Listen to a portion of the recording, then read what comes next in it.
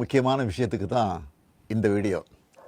இன்றைக்கி காலையில் நம்ம அரசு சார்பில் 5,000 ரூபாய் உங்கள் அக்கௌண்ட்டுக்கு வந்திருக்கோம். எதுக்காக இந்த பணம்? நாங்கள் ஆட்சி பொறுப்பேற்றப்போ கொரோனா உச்சத்தில் இருந்துச்சு.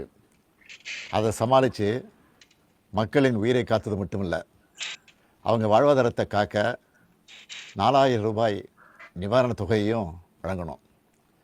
சென்ற ஆட்சி விட்டுட்டு போன கடுமையான நிதி நெருக்கடியை சமாளித்து ஆட்சிக்கு வந்ததுமே பல திட்டங்களை நிறைவேற்றணும். நம்ம ஆட்சிக்கு வர்றதுக்கு முன்னே மாதம் 1,000 ரூபாய் உரிமைத் தொகை வழங்கப்படும்னு அறிவித்தேன். அப்போது இது சாத்தியமே இல்லைன்னு சிலர் சொன்னாங்க. ஆனாலும் நிதி நெருக்கடியை சமாளித்து ஒன்றிய அரசினுடைய ஓரவஞ்சனையை மீறி கடந்த 2023ஆம் ஆண்டு செப்டம்பர் மாதம் முதல் கலைஞர் மகளிர் உரிமை திட்டத்தை வெற்றிகரமாக செயல்படுத்திட்டு வரோம். முதல்ல 1,13,00,000 மகளிருக்கு பயனளித்த இந்த திட்டம் அண்மையில் அது விரிவுபடுத்தப்பட்டு இப்போ 1,31,00,000 குடும்பத் தலைவிகள் பயன்பெற்று வராங்க. இது வெறும் நிதி உதவி இல்லை, சமூகத்தில் பெண்கள் ஆற்றும் பங்களிப்பை அங்கீகரிப்பதற்காக கொடுக்கப்படுகிற உரிமை தொகை.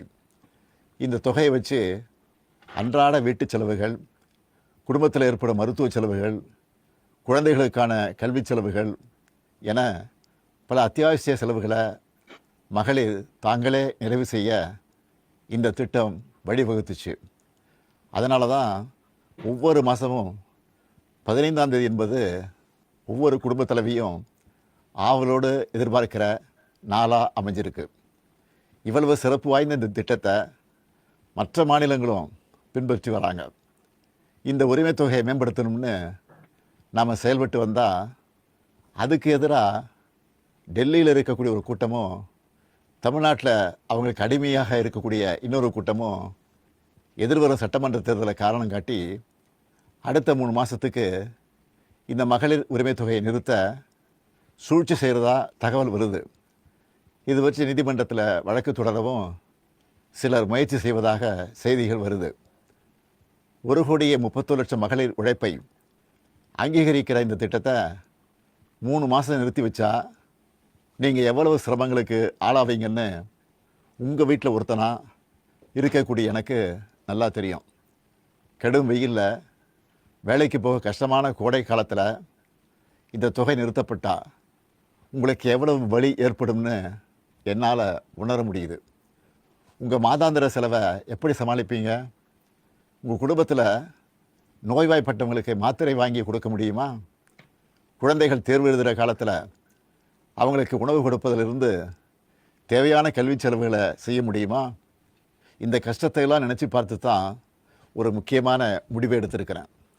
அதன்படி இந்த பிப்ரவரி மாதம் மட்டும் இல்லாமல் அடுத்த 2 மாதம், அதாவது மார்ச் ஏப்ரலுக்கான உரிமை தொகை தவணைகளை சேர்த்து 3,000 ரூபாயும், கூடுதலாக கோடைக்கால செலவுகளை கருத்தில் கொண்டு மேலும் 2,000 ரூபாய் சிறப்பு தொகையும் சேர்த்து இந்த பிப்ரவரி மாதம் 5,000 ரூபாயை சிறப்பு மகளிர் உரிமை தொகையாக 1,31,00,000 பெண்களுக்கு வழங்க உத்தரவிட்டிருக்கிறேன்.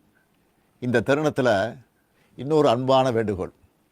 இந்த 5,000 ரூபாயை அடுத்த 3 மாதத்துக்கு நீங்கள் பயன்படுத்திக்கணும் என்பதால் கொஞ்சம் கவனமாக செலவு பண்ணுங்கள். முடிஞ்ச அளவுக்கு சேமிக்கவும் பாருங்கள். அன்பு சகோதரிகளே, உங்கள் ஆதரவோடு அடுத்து அமையப்போகிறதும் திராவிட மாடல் ஆட்சி தான். அதனால் நீங்கள் மனம் குளிரும் சிறப்பான ஒரு அறிவிப்பையும் இந்த நேரத்தில் சொல்ல விரும்புகிறேன்.